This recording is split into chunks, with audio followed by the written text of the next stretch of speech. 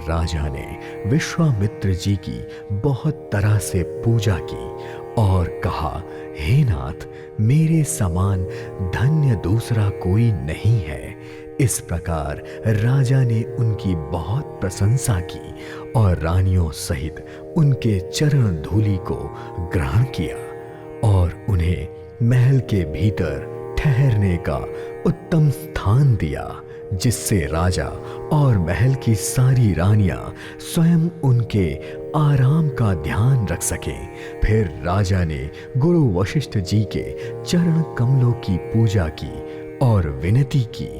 बहुओं सहित सारे राजकुमारों और सारी रानियों समेत राजा बार बार गुरु जी के चरणों की वंदना कर रहे थे और मुनीश्वर उन्हें आशीर्वाद दे रहे थे। राजा ने अपना अत्यंत प्रेम पूर्ण हृदय और सारी संपत्ति सामने रखकर उनसे स्वीकार करने के लिए विनती की, परंतु मुनिराज ने पुरोहित होने के नाते केवल अपना नेग ही लिया और सबको बहुत तरह से आशीर्वाद दिया।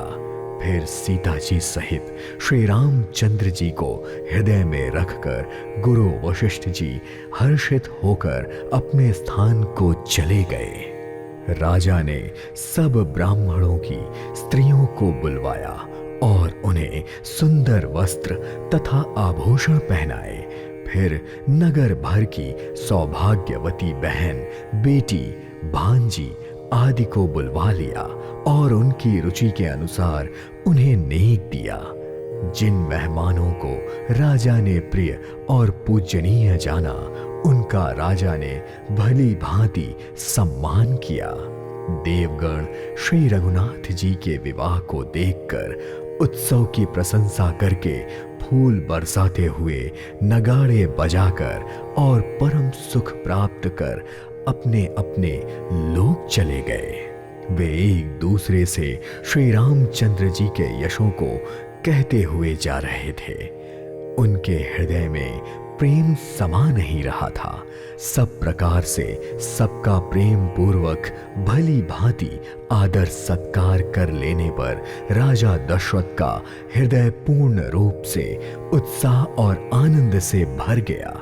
फिर जहां राजनिवास था वहां वे गए और बहुओं समेत उन्होंने कुमारों को देखा। राजा ने आनंद सहित पुत्रों को गोद में ले लिया और उस समय राजा को जितना सुख हुआ उसे कौन कह सकता है। फिर पुत्र वधुओं को प्रेम सहित गोदी में बिठाकर बार बार हृदय में हर्षित होकर उन्होंने उनका दुलार किया। यह समारोह देखकर रानीवास प्रसन्न हो गया। सबके हृदय में आनंद ने निवास कर लिया। तब राजा ने जिस तरह विवाह हुआ था वह सब कहा। उसे सुन सुनकर सब कोई बहुत हर्षित हुए। राजा जनक के गुण, शील, महत्व, प्रीति की रीत और सुहावनी संपत्ति का वर्णन राजा दशरथ ने भाट की तरह बहुत प्रकार से किया। जनक की करनी सुनकर सब रानी बहुत प्रसन्न हुई। पुत्रों सहित स्नान करके राजा ने ब्राह्मण, गुरु और कुटुंबियों को बुलवाकर उनके साथ अनेकों प्रकार के भोजन किए।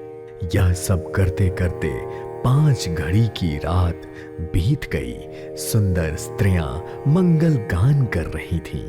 यह रात्रि सुख की मूल और मनोहरी हो गई। सबने आचमन करके पान खाया और फूलों की माला, सुगंधित द्रव्य आदि से विभूषित होकर शोभा से छा गए। श्री रामचंद्र जी को देखकर और आज्ञा पाकर सब सिर नवाकर अपने अपने घर चले गए। वहां के प्रेम, आनंद, विनोद, महत्व, समय, समाज और मनोहरता को सैकड़ों सरस्वती, शेष, वेद, ब्रह्मा, महादेव जी और गणेश जी भी नहीं कह सकते। फिर राजा ने कोमल वचन कहकर रानियों को बुलवाया और कहा, बहुएं अभी बच्ची हैं, पराए घर से आई हैं, इनको इस तरह से रखना जैसे नेत्रों को पलके रखती हैं। लड़के थके हुए नींद के वश में हो रहे हैं, इन्हें ले जाकर शयन करवाओ। ऐसा कहकर राजा श्री रामचंद्र जी के चरणों में मन लगाकर विश्राम भवन में चले गए। राजा के स्वभाव से ही सुंदर वचन सुनकर रानियों ने मणियों से जड़ा सुवर्ण के पलंग बिछवाए। गद्दों पर गौ के दूध के फेन के समान सुंदर और कोमल अनेकों सफेद चादरें बिछाई। सुंदर तकियों का वर्णन नहीं किया जा सकता। वहां मणियों के मंदिर में फूलों की मालाएं और सुगंधित द्रव्य से सजे थे। सुंदर रात्रि के दीपकों की शोभा कहते नहीं बनती। जिसने उन्हें देखा हो वही जान सकता है। इस प्रकार सुंदर शैया पर सजकर माताओं ने श्री रामचंद्र जी को उठाया और प्रेम सहित पलंग पर लिटा दिया।